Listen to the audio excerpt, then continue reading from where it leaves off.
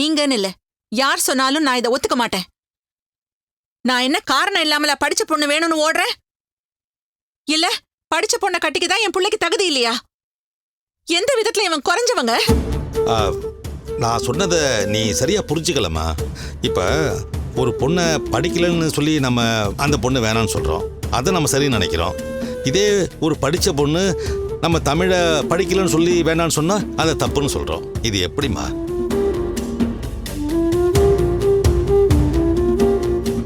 இவன் பிறந்ததுல இருந்து படிச்ச பொண்ணுதான் கட்டி வைக்கணும்னு நான் கங்கணம் கட்டிக்கிட்டா இருக்கேன். என் அண்ணிக்கிட்ட நான் சவால் விட்டுருக்கேன். பார்த்து பார்த்து படிக்க வச்ச பொண்ணு அதே படிப்பை காட்டி என் புள்ளைய அசிங்கப்படுத்திருக்கா. அப்ப அவன் முன்னாடி போட்ட சபதத்துல நான் ஜெயிச்சு காட்ட வேண்டாமா? அதுக்கு இல்லம்மா, நான் என்ன இன்னைக்கு ஏதோ பொண்ணு கிடைக்கல, பொண்ணுக்கு 2 இடத்துல வேண்டான்னு தூக்கி போட்டுட்டாங்க. அதுக்காக இவனுக்கு படிக்காத பொண்ணை கட்டி வச்சா என் அண்ணன் குடும்பம் எப்படி சிரிக்கும்? என் அண்ணன் பொண்ணு எப்படி சிரிப்பா? அது எனக்கு கேவலம் இல்லையா? இந்த பாயிண்ட்டுக்கு பதிலே இல்லம்மா. இல்லங்க, நான் நினைச்ச மாதிரி பொண்ணை என் மகனுக்கு கல்யாணம் பண்ணி வைக்க கூட முடியலன்னா வாழ்க்கையில எனக்கு என்னங்க இருக்கு? ஜெயிச்சு சம்பாதிச்சு என்ன பிரயோஜனம்? ஜெயிக்கணும் இல்லைன்னு சொல்லல, அதுக்காக நம்ம மொத்த குடும்பமும் திரும்ப திரும்ப அவமானப்பட்டுட்டே இருக்கணுமா? அது தப்பு இல்லையா? இல்ல,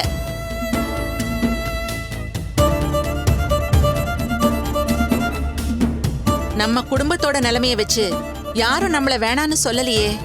என் பிள்ளையோட நடத்திய வச்சும் யாரும் வேண்டான்னு சொல்லலையே. படிக்கல, அந்த காரணம் தானே. அதனால வர அவமானத்தை நான் ஏத்துக்க தயார். என்ன பொறுத்த வரைக்கும் படிச்ச பொண்ணுதான் இந்த வீட்டுக்கு முதல் மருமகளா வரணும். ஏழையா இருந்தா கூட பரவாயில்ல, நல்ல குடும்பம், நல்ல குணவதியான பொண்ணு, படிப்பு மட்டும் இருந்தா போதும், அவ்வளவுதான்.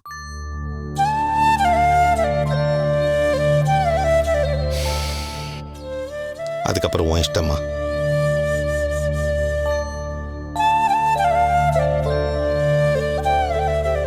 நான் நினைக்கிற மாதிரி ஒரு பொண்ணை உனக்கு கட்டி வச்சே தீருவேன். இன்னைக்கு உன்னோட சோகத்துக்கு மருந்துன்னு நினைச்சு நான் போட்ட சவால்ல தோத்து போக விரும்பல. நான் ஒண்ணு வரட்டு பிடிவாதத்துல பேசல. உனக்குன்னு ஒருத்தி இருக்கா, அவ வருவா, எனக்கு நம்பிக்கை இருக்கு.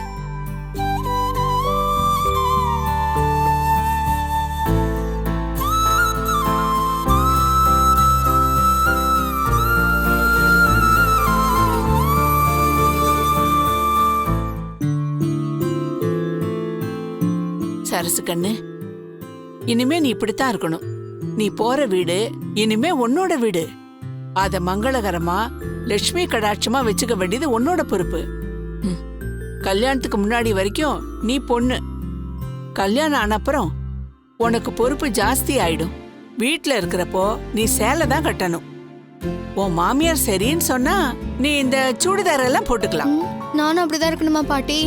ஆமாண்டா செல்லம், பொண்ணா பிறந்தா எல்லா பொறுப்பையும் சுமந்துதான் ஆகணும், வேற வழி இல்ல. கல்யாணத்தை நினைச்சா எனக்கு இப்பவே பயமா இருக்கு பாட்டி. பயந்தா முடியுமா? எல்லாத்துக்கும் தயாரா தான் இருக்கணும். வாசுகி, வாசுகி. இதோ வரேங்க. என்ன இவன் இப்படி கூப்பாடு போடுறான்? என்னாச்சு இவனுக்கு? அவர் என்னதான் பாட்டி கூப்பிடுறாரு. பேரை சொல்ல பிடிக்கலன்னு அம்மா பேரை சொல்லி கூப்பிடுறாரு. வாங்க. கூப்பிட்டது காதுல விழுந்துச்சா இல்லையா? ஒரு நிமிஷம், இதோ வரேங்க. அந்த 2 ரவுடி பசங்களை இப்பதான் ரோட்ல பாத்துட்டு வரேன். ஊர்ல 1000 ரவுடி பசங்க இருக்காங்க, நீ எந்த ரவுடி பசங்களை சொல்ற? அன்னைக்கு வீட்டுல வந்து நியாயம் பேசுறானே, வீட்டுக்குள்ள வந்து கலாட்டா பண்ணவனை இழுத்து போட்டு அடிச்சான்ல, அவனை தான் சொல்றேன். தமிழா?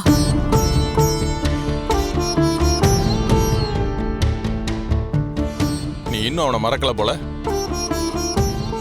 ஆமாண்டா, நீ மறந்துடுன்னு சொன்னதும் தண்ணி ஊத்தி அழிக்கிறதுக்கு மனசு என்ன ஸ்லேட்டு பலகையா? மறந்துடுறேன்னு சொன்னா இனி அவனை பத்தி நினைக்க மாட்டேன்னு அர்த்தம். நீயா பேச்சு எடுத்தா அவனான கேட்கதான் செய்வான். இப்படி கேட்கறதுக்கு உன் பேத்தி வெக்கப்படணும், அசிங்கப்படணும், வேதனைப்படணும். அவ வேதனைப்பட்டுக்கிட்டு தான் இருக்கா.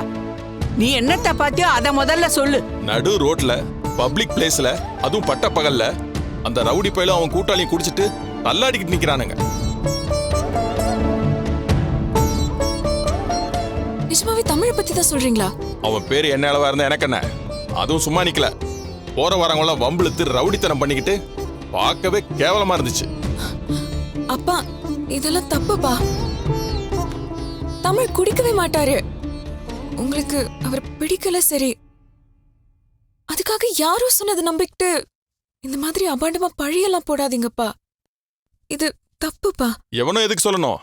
நான் பார்த்தேன், என் 2 கண்ணால நானே பார்த்தேன். என்னமோ பெத்த பொண்ணா அப்படி நடத்தணும் இப்படி நடத்தணும் வீராவேசமெல்லாம் பேசினா. ஒரு நல்ல குடும்பத்து பையனா இருந்தா இப்படிதான் நடந்துக்குவானா? அவனை பெத்தவங்க பார்த்துருந்தாங்கன்னா அப்படியே உச்சி குளிந்து சந்தோஷப்பட்டிருப்பாங்க. இந்த பாரு, என்னதான் புலி வேஷம் போட்டாலும் அது குறைக்கிறப்ப நாயின்னு தெரிஞ்சிடும். அது மாதிரிதான் இவனும், குடிகாரப்ப ரவுடி. இனிமே ஃப்ரெண்ட்லியா கூட நீ அவங்ககிட்ட பேசக்கூடாது, புரியுதா? இப்படி ஒருத்தன் கூட பேசுற பழகுறன்னு மாப்பிள்ளை வீட்டுக்காரங்களுக்கு தெரிஞ்சா கல்யாணத்தை நிறுத்திடுவாங்க. இந்த கல்யாணம் நல்லபடியா நடக்கணும்னா நீ அவங்ககிட்ட போன்ல கூட பேசக்கூடாது. நேர்ல எங்கேயாவது எதார்த்தமா பார்த்தா கூட மூஞ்சி திருப்பிட்டு போயிடணும். என்ன மண்டல ஏறிச்சா? எல்லாருக்கும் சொல்றேன், இனிமே இந்த வீட்டு பக்கம் வந்தானா துரத்தி விட்டுறணும். அவன் விடுற மூச்சு காத்து கூட இந்த வீட்டுல படக்கூடாது, சொல்லிட்டேன்.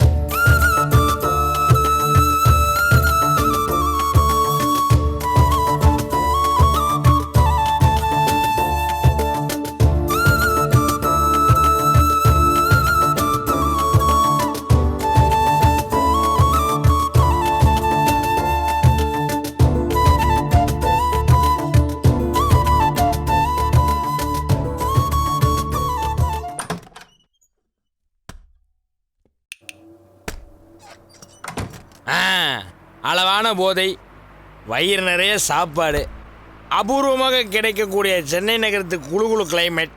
ஆஹா, என்ன ஒரு ராத்திரி! இப்போ மட்டும் நம்ம படுத்தோம்னா 10 மணி நேரத்துக்கு சாலிடாக தூங்கலாம். இன்னைக்கு நைட்டு யார் என் கூட டூயிட் பாட போறா? இதுக்கு மேலே ஏன்டா முடிச்சிட்டு இருக்க கைப்புள்ள? தூங்கும்.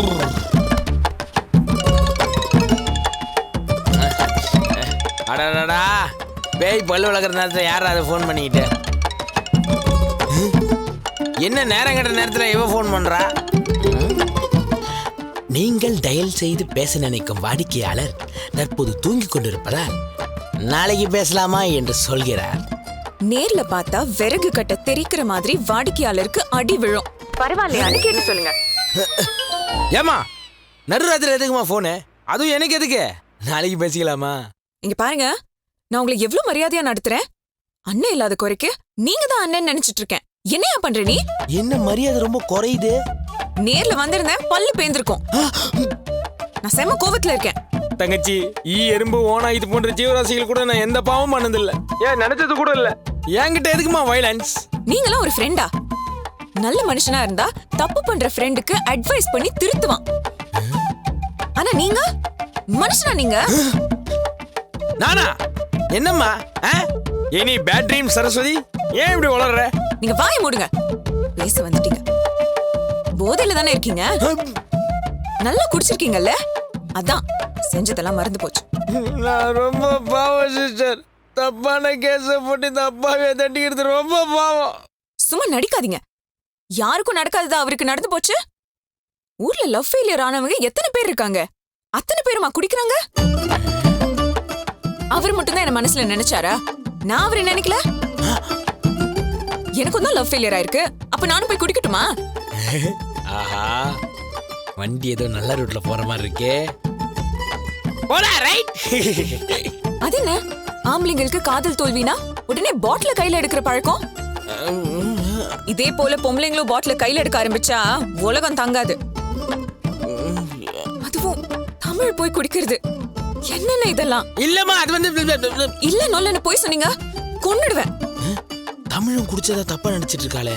சரி, இப்போதைக்கு அதை அப்படியே மெயின்டைன் பண்ணுவோம், அதான் பெஸ்ட். எங்க அப்பா அவர் கண்ணாலே நேர்ல பாத்துட்டு வந்திருக்காரு. வீட்டுக்கு வந்து மானம் போக என்ன திட்டி கேவலப்படுத்துறாரு.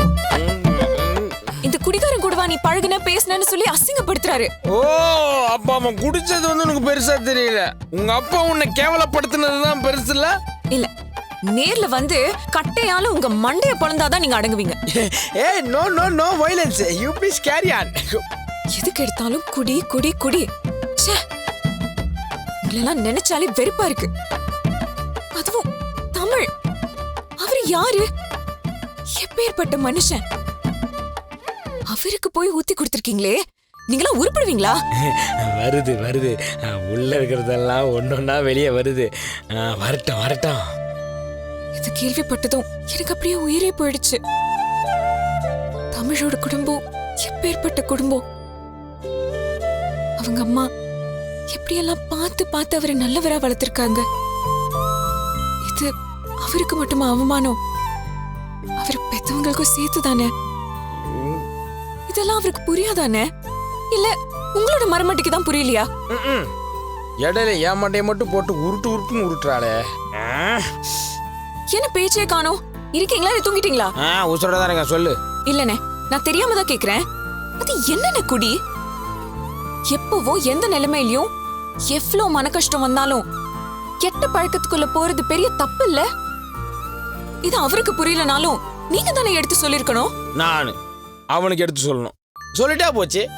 எல்லாமே உங்களுக்கு விளையாட்டா இருக்குல்ல. இங்க மனசு விட்டு போய் தவிக்கிறேன்னா, கடைசி அவர்கிட்ட நான் கோயில்ல பேசுறப்போ நான் அழல. நான் அப்புறம் வீட்டுக்கு வந்து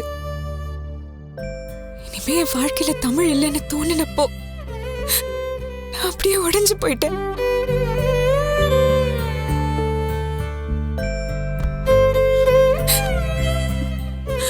இல்ல இல்லன்னு சொல்லிட்டு அவர் மேல அவ்வளவு பிரியத்தை வச்சிட்டு இருந்திருக்கேன். எனக்கு இதெல்லாம் அப்புறமா தான் புரிஞ்சுது. எல்லாம் முடிஞ்சு போச்சு. அவர் கூட நல்லபடியா வாழ எனக்கு கொடுத்து வைக்கல. ஆனா அவர் நல்லபடியா வாழறது பாக்குறதுக்காவது எனக்கு கொடுத்து வச்சிருக்கணும்ல. எடுத்து சொல்லுங்கண்ணா. சொல்றேன். அடி பாவி, இவ்வளவு லவ் வச்சுக்கிட்டு தான் நீ வேற கல்யாணத்துக்கு சம்மதம் சொல்லிருக்கியா? அவர் எங்க வேணாலும் இருக்கட்டும், யார வேணாலும் கல்யாணம் பண்ணிக்கட்டும். ஆனா நல்லா இருக்கணும், அவ்வளவுதான். புரியுதா? நல்லா புரியுது. இங்க பாருங்கண்ணா, இன்னொரு தடவை அவர் துக்கம் அவமானம்னு குடிச்சாருன்னு நான் கேள்விப்பட்டேன். அப்புறம் நான் பொம்பளையாவே இருக்க மாட்டேன். என்ன பண்ணுவ? தேடி வந்து உங்களை தான் கொல்லுவேன். அப்போ அதுக்கும் நான் தான் பொறுப்பா? ஆமா, நீங்க தான் பொறுப்பு. ஆம்பளைங்களுக்கு அவங்க அப்பா அம்மாக்கு அப்புறம் ஃப்ரெண்ட்ஸ் தானே எல்லாமே. அப்போ அவரு திருத்துற வேலை, நல்ல பாதையில நடத்துற வேலை உங்களது தானே. நான் அவனை திருத்தணுமா? நடக்கட்டும் நடக்கட்டும். இங்க பாருங்க, நான் சீரியஸா சொல்றேன். தப்பு நடந்தா உங்களை தான் வந்து அடிப்பேன். மனசு பதறி போய் பேசுறேன்னா ஏன் தமிழா இப்படின்னு அப்பத்துல இருந்து மனசு புலம்பிக்கிட்டு இருக்கு தெரியுமா? ஏன் தமிழா? பேஸ் பேஸ். நாளைக்கு நீங்க அவர்கிட்ட பேசணும். இனி வாழ்க்கையில அந்த குடிக்கிற இடம் பக்கமே அவர் போகாதபடி நீங்க தான் அவருக்கு அட்வைஸ் பண்ணி திருத்தணும். இல்ல என் உயிர் தானமா போவோம். நல்லா புரியுது. அந்த அறிவு இருந்தா போதும். நான் போனை வைக்கிறேன். Good night. அடி பாவி, இப்படி உங்களை நீங்களே ஏன் ஏமாத்திக்கிறீங்க? இவ்வளோ லவ் உங்களுக்குள்ள இருக்குல்ல, அப்புறம் ஏன் குழப்பிக்கிறாங்கன்னு தெரியலையே. ஐயோ, இந்த ஃபோன் காலை ரெக்கார்ட் பண்ணாமல் போயிட்டேனே, என்ன பண்ணுறது? தமிழ்கிட்ட சொன்னா எடுத்து சொல்லலாம், புரிஞ்சுப்பான். சரி, ஒரு நல்ல சம்பவம் சிக்கிருக்கு. இதை வச்சு எப்படியாவது கோக்கு மக்கு பண்ணி அப்படியே அவங்களை சேர்த்து வச்சிட வேண்டியதுதான். நமச்சிவாயம், இதாண்டா உன் வேலை. சரி, இது முடிஞ்சு போச்சு. இப்போ நம்ம கட்டையை சாய்க்க வேண்டிய நேரம். நிறைய பேர் நம்மளோட டூயிட் பட வெயிட் பண்ணிட்டு இருக்காங்க. ஸோ ஸ்லீப்பூ.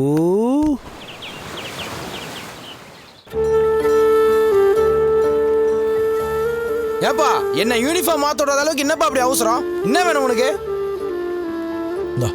நீ கொண்டு போய் சரஸ்வதி கிட்ட கொடுத்துரு.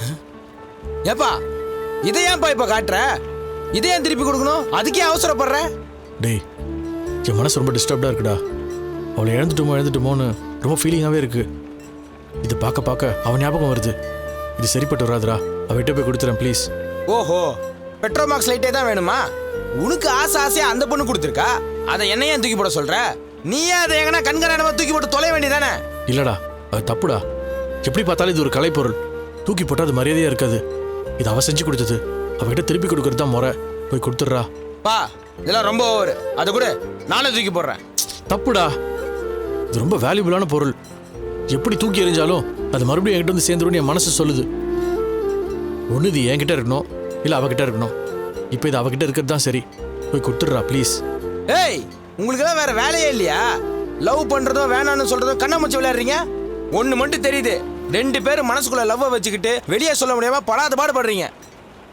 நீ என்னடா அவளை மறக்கணும்னு டைலாகா விடுற, அவ என்னடா உன்னை நினைச்சு நினைச்சு உருகி எனக்கு ஃபோன் பண்ணிட்டு இருக்கா. ஃபோன் பண்ணாளா? எப்போ?